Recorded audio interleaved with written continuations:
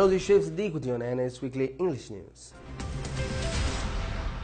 The European Parliament's Foreign Affairs Committee on last Tuesday expressed deep concerns about the situations of minority of the Muslim Rohingya in Myanmar, especially with the regard that they are considered stateless persons in the country.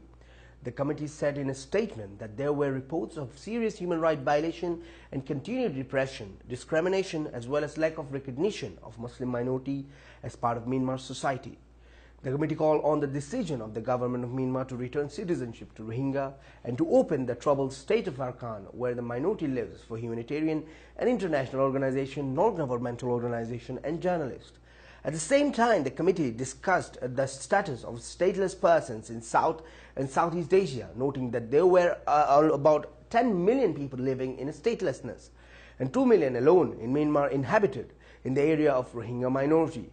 The European Union should encourage countries hosting the majority of stateless persons to ensure a path to citizenship for them, and children in particular. The committee urged in a resolution adopted by 54 votes against 2.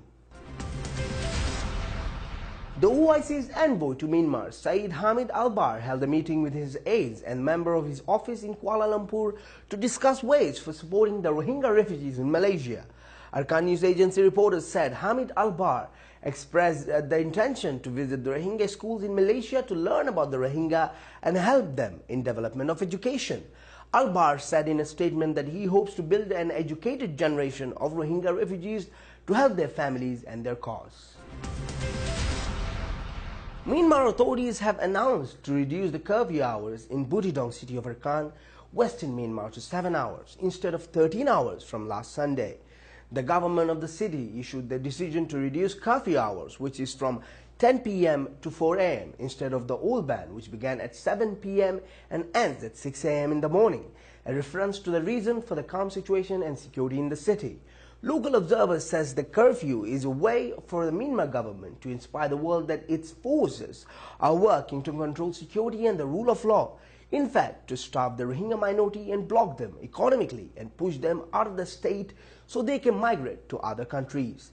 The curfew was imposed on the city of Mongdo in northern Arakan province, the stronghold of Rohingya, following the military campaign launched by the Myanmar army last October against the Muslim minority, and then extended the ban to the city of Butidong.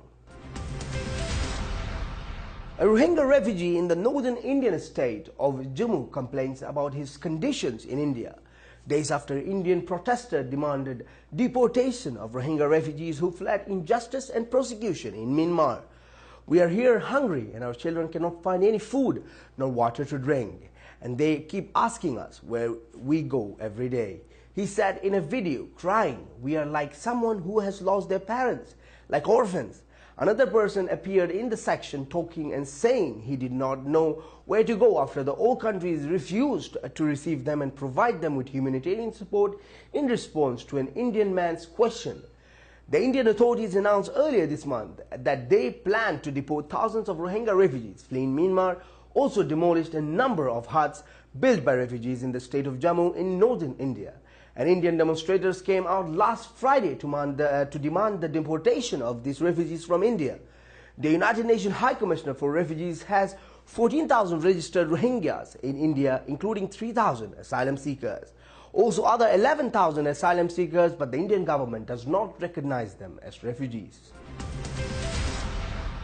As part of its relief projects, Sheikh Thani Ibn Abdullah for Humanitarian Services, RAF, has carried out a relief project for around 7,000 displaced Rohingyas in IDP camps inside Myanmar. The project included the distribution of food basket to the displaced, including the most important necessities like foodstuffs, detergents and clothing goods necessary for young and old. The RAF Foundation have been providing relief to displaced people to cope with difficult living conditions in displacement camps, especially in the absence of basic requirements of human life amid mass camps and lack of income and the inability to work under current circumstances. IHH Humanitarian Relief Foundation coordinated as the field partner and distributed, which in turn monitored the most important needs for the displaced from food, detergent, clothes and other necessities. The food supplies are composed of the most important components: rice, vegetable oil, beans, salt and dry pepper. They are also provided them with hygiene products such as toothbrush, toothpaste, bath soap, liquid soap, washing cream, extra clip, towels, shampoo, comb and razor blades. In addition to the most important basic needs of clothing, including lungi, special clothes are for men, shirt, special clothing for women, women's sweater, head scarf, veil, children's clothing set of boys and girls. Buddhist officials used Rohingya clerics to implement a plan they had put to insult and extort money from the Rohingya students in Butidong Arakan state western of Myanmar. A local source told the Arakan news agency that Buddhist officials in the towns of Butidong Arakan imposed fine for no reason on a group of preachers and students from Rohingya minority. Maulawi Karimullah, Maulawi Nur Muhammad, Maulawi Nur Al-Haq, Maulawi Hussain Johar Nur Al-Amin, Maulawi Salim, Maulawi Ali Johar and Maulawi Hamid Hussain, stressing that the financial fine ranged about 100,000 to 200,000 Myanmar kyat from each of them.